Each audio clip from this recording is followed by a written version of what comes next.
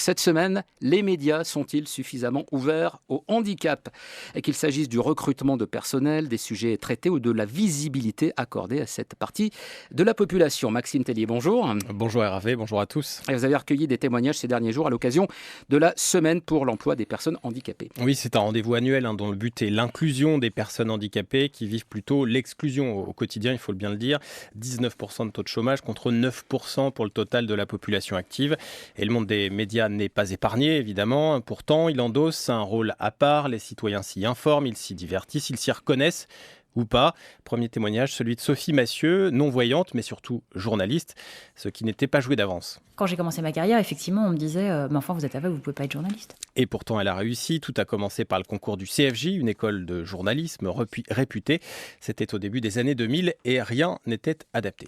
C'était compliqué d'entrer au CFJ parce qu'il y avait des épreuves qui n'étaient pas accessibles, notamment des épreuves de classement de photos qui n'étaient pas du tout adaptées à l'époque. Donc du coup, moi, j'étais entrée sur une espèce d'entretien de motivation, CV, comme un de mes illustres prédécesseurs qui s'appelait Julien Prunet. C'est grâce à lui que j'ai fait cette école parce qu'il l'avait faite juste avant moi dans ces conditions-là et tout d'un coup, ça m'a ouvert le champ des possibles. Julien qui a travaillé à France Info pour la courte carrière qu'elle a eue malheureusement puisqu'il est décédé très jeune. Et premier obstacle franchi pour Sophie Massieu, mais la suite n'est pas facile. Précarité, comme beaucoup de journalistes qui débutent, mais aussi crainte d'être enfermé dans son identité d'handicapé qui ne traiterait que des sujets d'handicapés. Au début de ma carrière, j'ai refusé en fait de traiter les sujets autour du handicap. De 2000 à 2003, en gros, je refusais de le faire. C'était même un sujet de tension au sein des rédactions où j'ai pu signer ici ou là des CDD ou faire des passages en pige. Aujourd'hui, j'ai grandi. C'est-à-dire que c'est pas du tout le sujet principal de mes enquêtes et de mes papiers, le handicap, mais j'ai arrêté de les refuser. Et aujourd'hui, Sophie Massieu travaille comme pigiste pour la presse écrite sur des sujets d'information générale. Elle a travaillé à la radio, à la télévision, où elle a tourné une série de documentaires pour Arte, Dans tes yeux. On revient sur son parcours plus en longueur sur la page web de Hashtag. Alors le sujet du handicap, Maxime, pose aussi la question de l'accessibilité de l'information. Et vous avez aussi découvert l'existence d'un site d'actu en langue des signes. Alors j'aurais voulu vous passer un extrait des vidéos mises en ligne par Mediapi. C'est le nom de ce site d'actu lancé il y a 1 an et demi.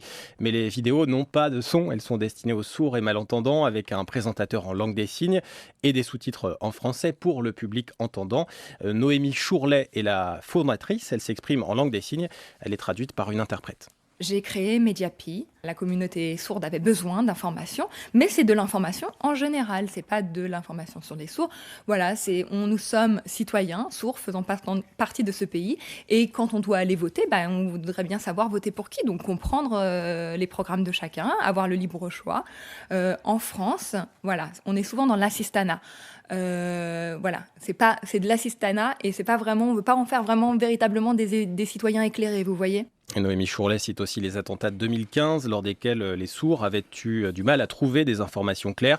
Aujourd'hui, Mediapi compte 2200 abonnés à 10 € par mois. L'objectif est d'arriver à 5000 pour pérenniser l'activité, embaucher plus de journalistes. Pour l'instant, c'est difficile, me disait-elle.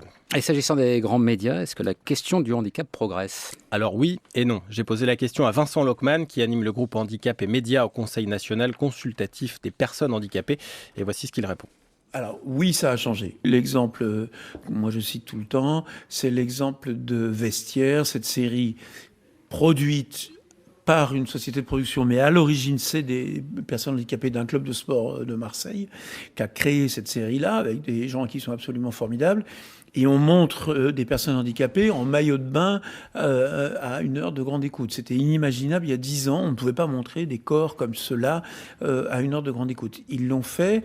Mais voilà, c'est la représentation des handicaps moteurs qui a surtout progressé, me disait aussi Vincent Lockman, notamment avec le handisport, la diffusion des Jeux paralympiques. Le handicap psychique mental reste, lui, difficile à montrer, même si une série vient d'être lancée sur la plateforme Jeunes de France TV. Slash, c'est le nom de la plateforme, et Mental, c'est le nom de cette série qui parle des maladies mentales et psychiques chez les jeunes. On finit avec un chiffre, Hervé, 6%, c'est le taux de personnes handicapées dans l'effectif des entreprises qui est fixé par la loi, sous peine de sanction. Le secteur de l'information et de la communication est le plus mauvais élève avec un taux de 2,5%.